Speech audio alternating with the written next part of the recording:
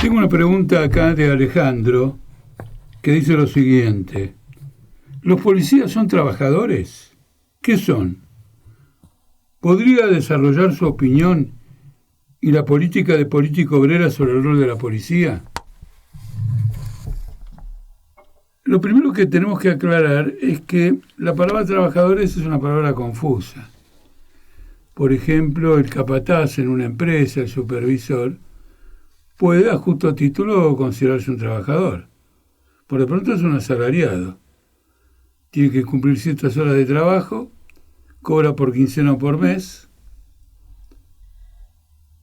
no forma parte, no tiene participación en la ganancia de las empresas como podría tener obviamente el accionista, pero por sobre todo también para este caso un ejecutivo que no sea accionista y que tiene una participación en las ganancias.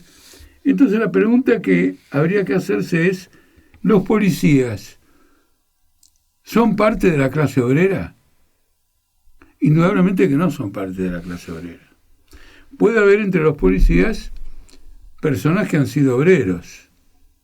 Y puede haber entre los policías personas que se vayan de la policía y luego pasen a trabajar como obreros. Pero la policía es una institución para proteger al Estado. El Estado es un Estado capitalista. El Estado capitalista es un instrumento para simplificar de protección de los intereses del capital y por lo tanto la policía trabaja para reprimir a los trabajadores.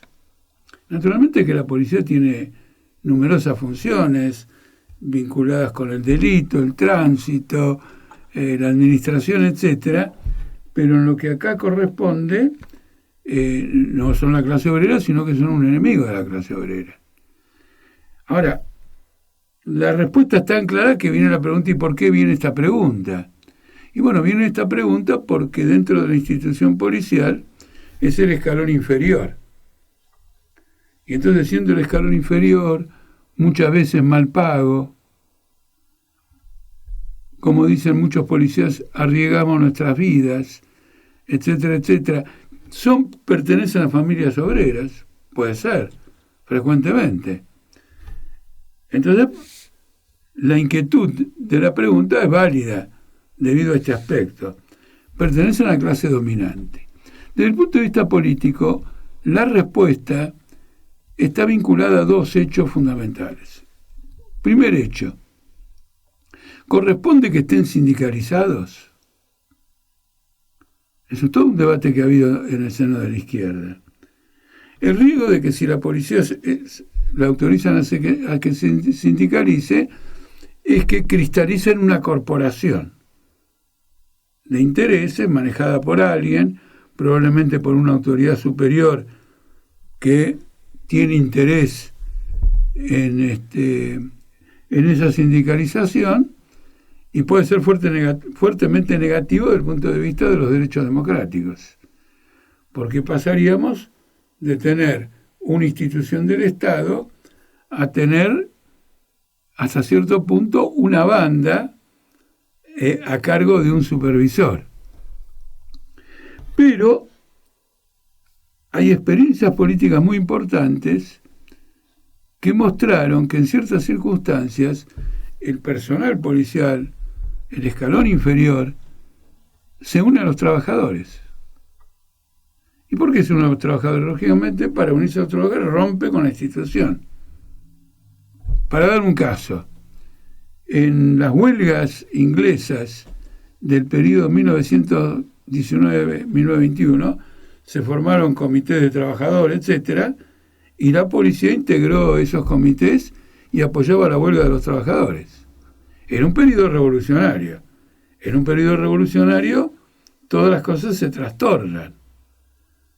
Y entonces puede ocurrir que una parte del aparato del Estado, especialmente el escalón inferior, se pase al mundo del trabajo, como ocurre con los sectores del ejército, que el escalón inferior, dependiendo de la naturaleza del ejército y de las circunstancias, digamos, se pasan a los trabajadores.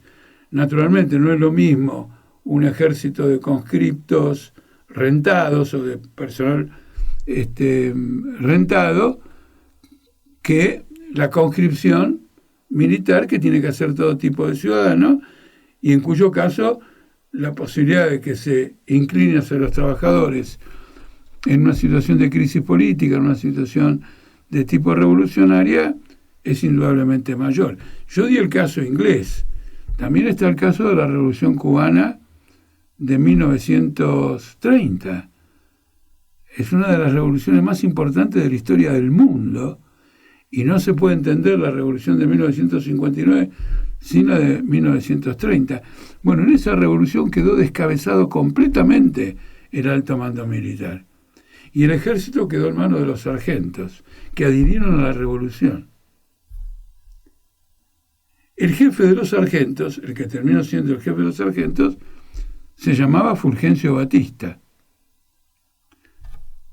Apoyó a la revolución, se vinculó a la revolución. Una vez que la revolución refluyó, este militar se encaramó en una nueva estructura militar, fue gobierno, bueno, finalmente integró un gobierno en la década del 30, formado luego de un proceso electoral, y luego en 1952 nació la dictadura de Batista, contra la cual iba a estar la revolución cubana que dirigieron el ejército rebelde, Fidel Castro, Che Guevara, Camilo Cienfuegos, etc. ¿Qué quiero decir con esto? Cuando caracterizamos a las clases sociales y cualquier fenómeno de conjunto, tenemos que distinguir la abstracción de lo concreto. La abstracción es muy importante porque permite tener un concepto general de lo que estamos viendo, pero luego en las circunstancias concretas no se presentan tal cual está en la abstracción. Se presentan como en la abstracción, pero no tal cual, tan abstracto. Tiene una forma concreta. En la Revolución Boliviana de 1952 ocurrió lo mismo, y la policía integró la Central Obrera Boliviana, una central sindical que nació con la revolución. Es muy peculiar esto, porque una central sindical que nace con una revolución es prácticamente un organismo de doble poder. No es una representación profesional. No nació como consecuencia de necesidad de tales o cuales categorías de trabajadores, sino bajo el impulso de unas masas. La revolución del 52 se destruyó el ejército, los trabajadores mineros destruyeron al ejército en 48 horas, y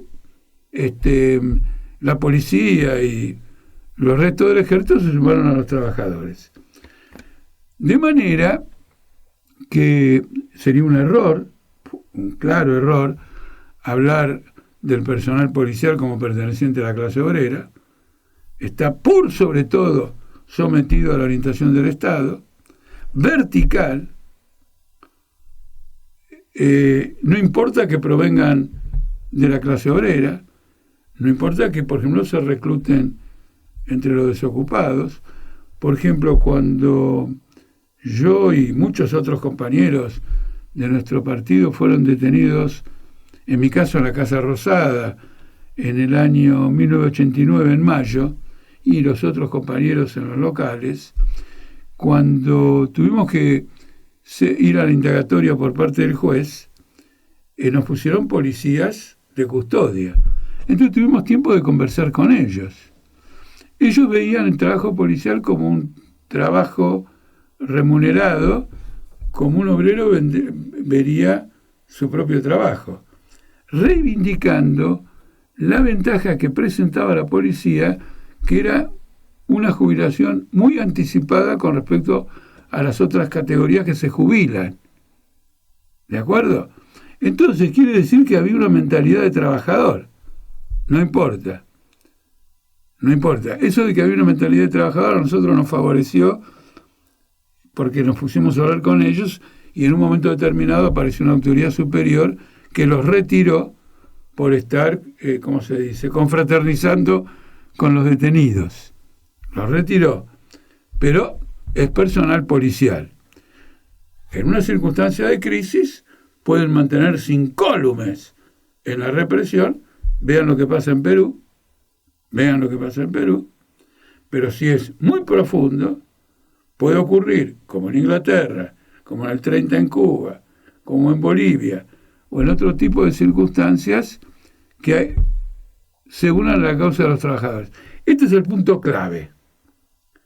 Si se une a la causa de los trabajadores, tenemos a una parte del aparato del Estado, a la parte plebeya del aparato del Estado, quebrando el aparato del Estado, forma parte de una quiebra general del aparato del Estado y por lo tanto se suman al proceso de huelga, revolución, levantamiento, rebelión popular, depende de las circunstancias que han protagonizado los trabajadores.